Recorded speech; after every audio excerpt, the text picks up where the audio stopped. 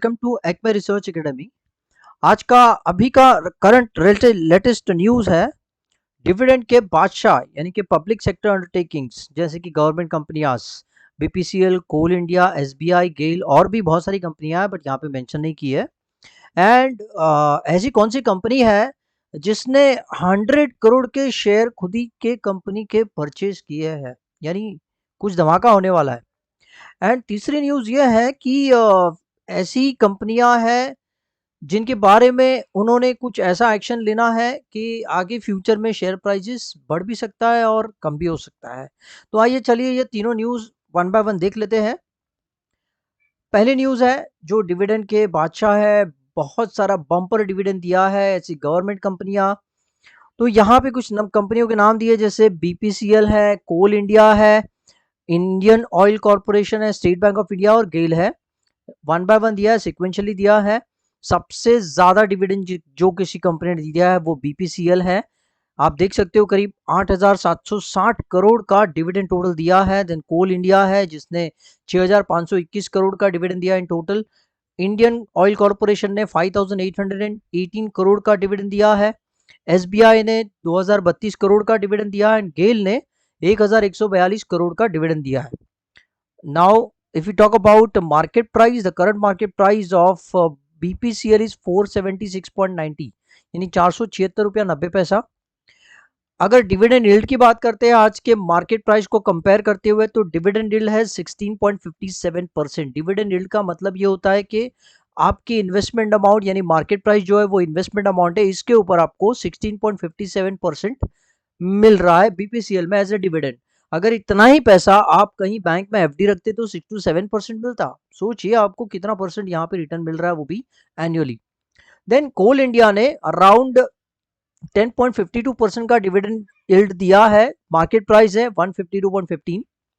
Indian oil corporation का market price है 114 रुपया 60 पैसा, जबकि उनका डिविडेंड यील्ड है 10.47%। स्टेट बैंक ऑफ इंडिया का 420 का मार्केट प्राइस है एंड डिविडेंड यील्ड अराउंड 1%। ये 1% भी इसलिए बता रहा है क्योंकि market price in between the year काफ़ी इंक्रीज हुआ है। अगर आप पुराना एक साल पहले का मार्केट प्राइस आप काउंट करोगे तो काफ़ी कम था, जिसके हिसाब से डिविडेंड यहाँ पे ज़्यादा होना चाहिए था डिविडेंड यील्ड, बट फिलहाल नहीं दिख रहा है।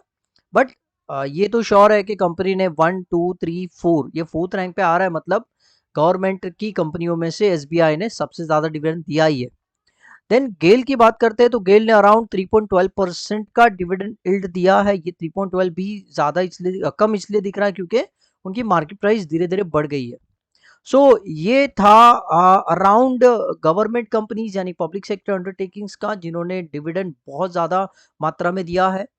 इनका इंटेंशन ये था कि आज के लॉकडाउन के टाइम पे पब्लिक्स के पास बहुत सारी पब्लिक के पास कैश होगा नहीं होगा, ये ध्यान में रखते हुए पब्लिक सेक्टर अंडरटेकिंग्स ने डिविडेंड ज़्यादा के तौर पे दिया है। अभी भी एक कंपनी का डिविडेंड आना बाकी है। यहाँ पे मैं बात कर रहा हूँ ONGC, oil and natural gas corporation की। वो आएगा तब उनके बारे में भी इंफॉर्मेशन आपको मिल जाएगी।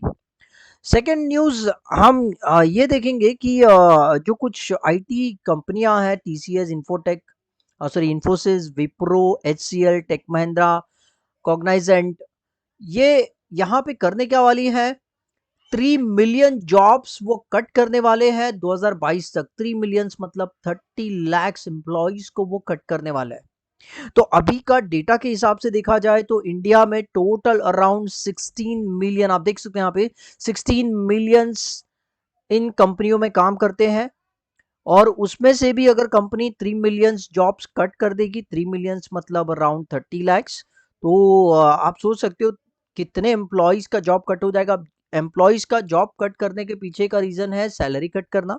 अब सैलरी कितने से कट हो जाएगी यानी सेव हो जाएगी कंपनियों की, $100 बिलियन से कंपनी की सैलरी सेव हो जाती है। अब देखो यहाँ पे एक negative point from the point of view of the employees कि भाई उनको उनका जॉब चले जाएगा, but from the point of view of the companies उनका सेविंग्स होगा, इतने सैलरी देनी नहीं पड़ेगी, तो उनका ये धीरे धीरे कन्वर्ट हो जाएगा प्रॉफिट में ही, यानी कंपनी का प्रॉफिट इंक्रीज होगा, यानी कंपनी के शेयर के प्राइस हो सकता है आगे बढ़ सकते हैं और भी ज्यादा बढ़ेंगे। बट सर ये कट क्यों किया जा रहा है? ये जो कंपनियां हैं इनमें कुछ लेटेस्ट टेक्नोलॉजीज जो आई है, ऑटोमेटेड सिस्टम्स आई है सॉफ्टवेयर्स की, तो उनकी वजह से बहुत सारे एम्प्लॉयज को कट करना पड़ेगा कंपनीज के।